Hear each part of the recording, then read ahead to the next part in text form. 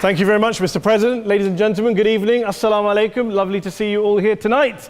We are having a very entertaining night, are we not, with some very interesting things being said from the other side of the house tonight.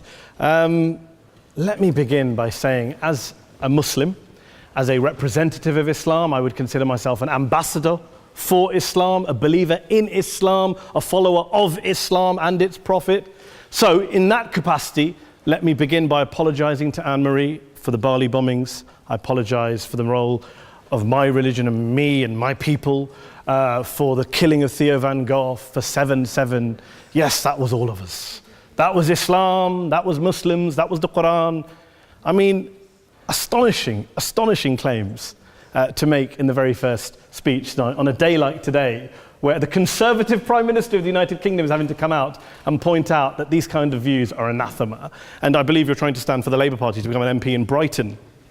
If you do, and you make these comments, I'm guessing you'll have the whip withdrawn from you, but then again, UKIP's on the rise, they'll take you, the BNP, they might have something to say about your views. This is what Mehdi Hasan always does. By the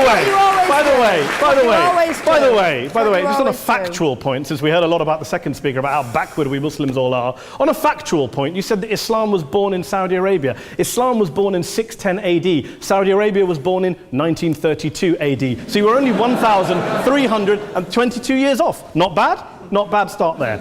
Talking of maths, by the way, a man named Al-Khwarizmi was one of the greatest mathematicians of all time, a Muslim, worked in the golden age of Islam. He's the guy who came up with not just algebra, but algorithms. Without algorithms, you wouldn't have laptops. Without laptops, Daniel Johnson tonight wouldn't have been able to print out his speech in which he came to berate us Muslims for holding back the advance and intellectual achievements of the West, which all happened without any contribution from anyone else other than the Judeo-Christian people of Europe. In fact, Daniel David Levering, the author of the Pulitzer Prize-winning historian and author of The Golden Crucible, points out that there would be no Renaissance, there would be no Reformation in Europe without the role played by Ibn Sina and Ibn Rushd and some of the great Muslim theologians, philosophers, scientists in bringing Greek texts to Europe.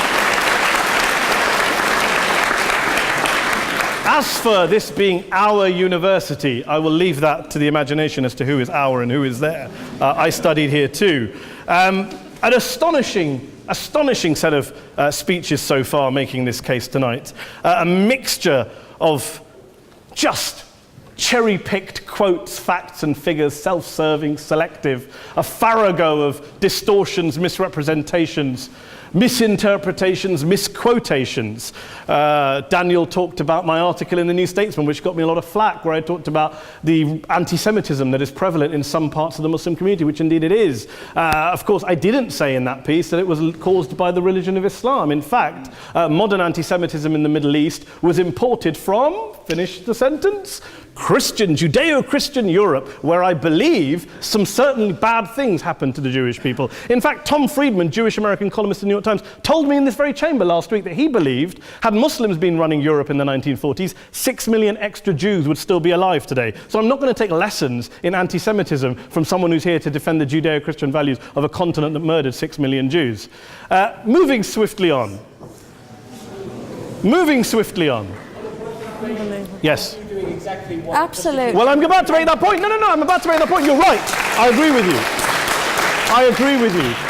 you 110%. That is my point. I don't think Europe is evil or bad. I'm a very proud European. I don't want to judge Europe on the basis, but if we're going to play this gutter game where we pull out the Bali bombing and we pull out examples of anti-Semitism in the Islamic community, then of course I'm going to come back and say, well, hold on. I mean, look, let's be very clear. Daniel here was a last-minute replacement for Douglas Murray, who had to pull out. And Douglas and I have a well-documented differences, but to be fair to Douglas, as to be fair to Anne-Marie and to Peter, atheists. Atheists see all religions as evil, violent, threatening. What the problem I have with Daniel's speech is that Daniel comes here to run this robust defense of Christianity, forgetting that his fellow Christians, people who said they were acting in the name of Jesus, gave us the Crusades, the Spanish Inquisition, the anti-Jewish pogroms, European colonialism in Africa and Asia, the Lord's Resistance Army in Uganda, not to mention countless arson and bomb attacks on abortion clinics in the United States of America to this very day. I would like a little bit of humility from Daniel first before he begins lecturing other communities and other faiths on violence, terror, and intolerance. But, no thank you. Some water. But I would say this, to address the gentleman's very valid point here, I'm not going to play that game. I don't actually believe that Christianity is a religion of violence and hate because of what the LRA does in Uganda or what Crusaders did to Jews and Muslims in Jerusalem when they took back the city in the 12th or 13th or whatever century it was. I believe that Christianity, like Islam, like pretty much every mainstream religion, is based on love and compassion and faith. I do follow a religion in which 113 out of the 114 chapters of the Quran begins by introducing the God of Islam as a God of mercy and compassion. I would not have it any other way. I don't follow a religion which introduces my God to me as a God of war, as some kind of Greek God of wrath, as a God of hate and injustice. Not at all. As Adam pointed out, you go through the Quran and you see the mercy and the love and the justice. And yes, you have verses that refer to warfare and violence. Of course it does. This is not a motion about pacifism. I'm not here to argue that Islam is a pacifistic faith. It is not. Islam allows military action, violence in certain limited contexts. And yes, a minority of Muslims do take it out of that context. But is it religious? We talked about Woolwich. Daniel and Anne-Marie have suggested that it's definitely religion that's behind all of this. Well, actually, what I find so amusing tonight is we're having a debate about Islam. And the opposition tonight have come forward. We have a graduate in law, a graduate in modern history, a graduate in chemistry. And, you know, I admire all of their intellects and their abilities, but we don't have anyone who's actually an expert on Islam, a scholar of Islam, a historian of Islam, a speaker of Arabic, even a terrorism expert or a security expert or a pollster, let alone to talk about what Muslims believe or think. Instead, we have people coming here, putting forward these views, putting forward these sweeping opinions. Listen to Professor Robert Pape of the University of Chicago, one of America's leading terrorism experts, who, unlike our esteemed opposition tonight, studied every single case of suicide terrorism between 1980 and 2005, 315 cases in total. And he concluded, and I quote, "There is little connection between suicide terrorism and Islamic fundamentalism or any of the world's religions. Rather, what nearly all suicide terrorist attacks have in common is a specific secular and strategic goal to compel modern democracies to withdraw military forces from territory that the terrorists consider to be their homeland." And the irony is, when we talk about terrorism, the irony is that the opposition and the Muslim terrorists, the Al-Qaeda types, actually have one thing in common, because they both believe that Islam is a warlike, violent religion. They both agree on that. They have everything in common. Osama bin Laden would be nodding along to everything he's heard tonight from the opposition side. He agrees with them. The problem is that mainstream Muslims don't. The majority of Muslims around the world don't. In fact, a gentleman here started quoting all sorts of polls. Gallup carried out the biggest poll of Muslims around the world, of 50,000 Muslims in 35 countries. 93% of Muslims rejected 9/11 and suicide attacks. And of the 7% who didn't, they all, when polled and focus grouped, cited political reasons for their support for violence, not religious reasons. And as for Islamic scholars and what they say, well, Daniel talks about our University of Oxford. We'll go down to Oxford Centre for Islamic Studies, get hold of a man named Sheikh Afifi al-Akiti, who is a massively well-credentialed and well-respected Islamic scholar, who has studied across the world, who in the days after 7/7 published a fatwa denouncing terrorism in the name of Islam, calling for the protection of all non-combatants at all times, and describing suicide bombings as an innovation with no basis in Islamic law. Go and listen to Sheikh Tahir al-Qadri, one of Pakistan's most famous Islamic scholars, who published a 600-page fatwa condemning the killing of all innocents and all suicide bombings unconditionally without any ifs or buts. There's nothing new here. This is mainstream Islam, mainstream scholarship, which has said this for years. You don't go out and kill people willy-nilly in the high street or anywhere else, on a bus or a mall, based on verses of the Quran that you cherry-pick without any context, any understanding, any interpretation, or any commentary. Point of information. Please. Well, it doesn't happen apparently. I didn't say it doesn't happen at all. I never said it didn't happen. I don't blame Islam. Yes, it's a very good point. And a lot of us are campaigning against that. And we're campaigning against it in the name of Islam. We're campaigning against it in the name of various interpretations of Islam. Anne-Marie comes and scares us with her talk of Sharia law. I would like to see the book of Sharia law. It doesn't exist. People argue over what Sharia law is. And you empower the extremists by saying there is only one version. You empower them all. I don't believe you took any interruptions, Anne-Marie, so I think you should stay there for a moment. Several countries. Here's what we're dealing with. Here's what we're dealing with. We are dealing, I took your point.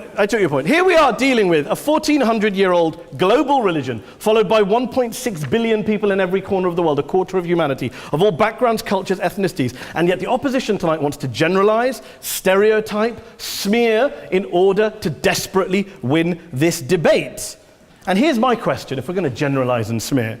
If, okay, people say yesterday's bombers, and we've got to be careful, there's a trial going on, were yesterday's attackers, motivated by Islam? Big debate. I don't believe they were. Let's say they were. Let's say Faisal Shahzad, the Times Square bomber, was motivated by Islam. Let's assume, for sake of argument, that Richard Reeves, the shoe bomber, was motivated by Islam. If Islam is responsible for these killings, if Islam is what is motivating these people, and Islam is therefore not a religion of peace, a religion of war, then ask yourself this question: why aren't the rest of us doing it? Why is it such a tiny minority of Muslims are interpreting their religion in the way that the opposition claim they are? Let's assume there are 16,000 suicide bombers in the world. There aren't. Let's assume there are for the sake of argument. That's 0.001% of the Muslim population globally. What about the other 99.99% of Muslims who the opposition tonight either ignore or smear? The reality is that the rest of us aren't blowing ourselves up tonight. The reality is that the opposition came here tonight not worried about the fact that me and Adam might pull open our jackets and blow ourselves up tonight because we're followers of a warlike warrior religion which wants to take over Europe and Daniel's university. The issue is this. The issue is this. Unless the opposition can tell us tonight, and Peter Atkins is here, one of our great atheist intellectuals, can tell us tonight, can answer this question tonight: why don't the vast majority of Muslims around the world behave as violently and aggressively as a tiny minority of politically motivated extremists? Then they might as well give up and stop pretending they have anything relevant to say about Islam or Muslims as a whole. Ladies and gentlemen, let me just say this to you. Think about what the opposite of this motion is.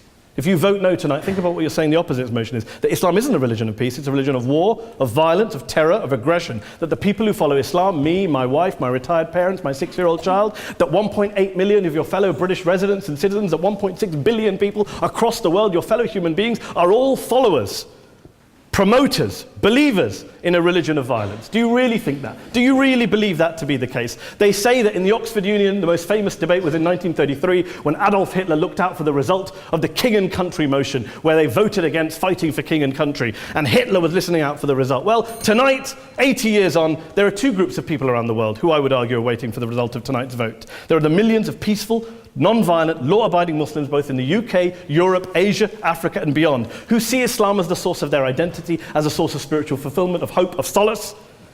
And there are the phobes, the haters, the bigots out there who want to push the clash of civilizations, who want to divide all of us into them and us and ours and their.